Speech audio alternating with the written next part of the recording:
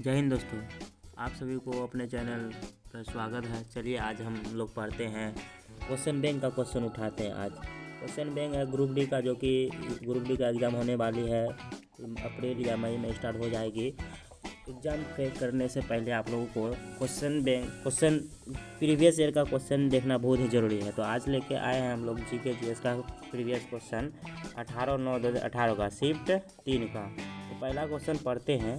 चलिए, पहला क्वेश्चन क्या है, कार्बन परमाणु के बारे में 12C6 से क्या निष्कर्ष निकलता है। इसमें 6 न्यूट्रॉन होता है और 6 प्रोटॉन होता है। 6 न्यूट्रॉन होता है और 6 प्रोटॉन होता है। पहला नंबर क्वेश्चन हो गया। दूसरा क्वेश्चन देखिए, तीसरे आवर्त में मौजूद तत्वों में कौन सी कक्षाएं हैं। तीसरे आवर्त में मौजूद तत्वों में कौन सी कक्षाएं हैं, L, K और M। ध्यान से देखते चलिए और अपने कॉपी में नोट भी करते चलिए।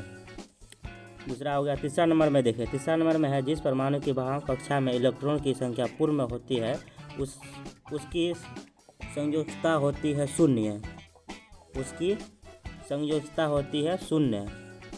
चौथा नंबर, चलिए चौथा नंबर में देखते हैं चौथा नंबर क्वेश्चन क्या है। ये सब क्वेश्चन आप लोग कॉपी में अपना नोट करते जाइए। बहुत ही महत्वपूर्ण क्वेश्चन है, जो कि प्रीवियस ईयर कोई भी एग्ज़ाम देने से पहले प्रीवियस ईयर का क्वेश्चन पढ़ना बहुत ही अति आवश्यक है।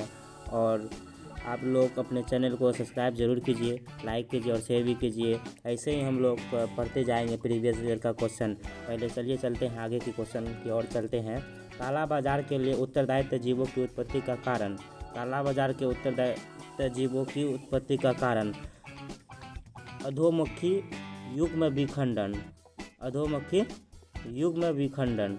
देखिए हिंदी में है, हम लोग तो सीबीएसई बोर्ड से हैं, थोड़ा हिंदी को पढ़ने में दिक्कत होती है, तो आप लोग मैनेज कर लीजिएगा। चलिए अगले क्वेश्चन चलते हैं।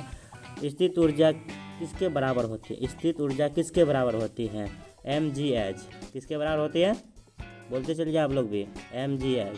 ठीक, चलते हैं अगले क्वेश्चन की और। यदि 10 न्यूटन, तो आप लोग का न्यूमेरिकल आ गया, 10 न्यूटन और 5 न्यूटन के 2 बल एक वस्तु पर एक ही दिशा में लगाए जाते हैं, तो वस्तु का कार्यतः कुल बल कितना होता है।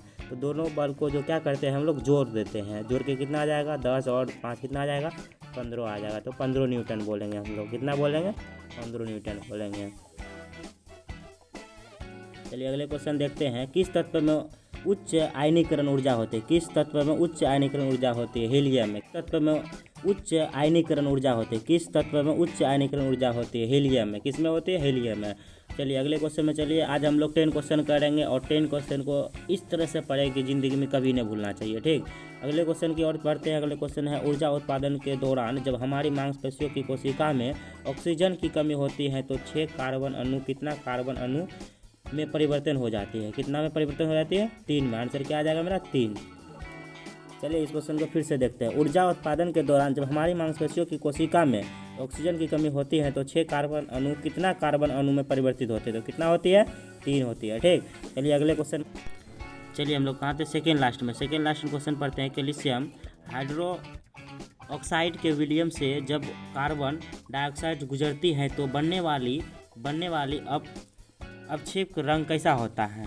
तो कैसा होता है, सफ़ेद होती है। कैसी होती है, सफ़ेद होती है। ठीक, कैल्शियम हाइड्रोक्साइड के विलयन से जब कार्बन डाइऑक्साइड गुजरती है, तो बनने वाली अपक्षेप का रंग कैसा होती है, तो सफ़ेद होती है। ठीक, अब लास्ट क्वेश्चन है, अंतिम क्वेश्चन और लास्ट क्वेश्चन है। चलिए अंतिम क्वेश्चन पढ़ते हैं। यदि कोई वस्तु 5 सेंटीमीटर वक्रता त्रिज्या की वाले उत्तर दर्पण से 10 सेंटीमीटर दूर रखी गई है, तो इसका आवर्ध कितना होता है। ये आप लोग का न्यूमेरिकल हो गया। न्यूमेरिकल में जो हम लोग चैनल में दे रहे हैं फार्मूला, सब वो सब फार्मूला आप लोग देख लीजिएगा।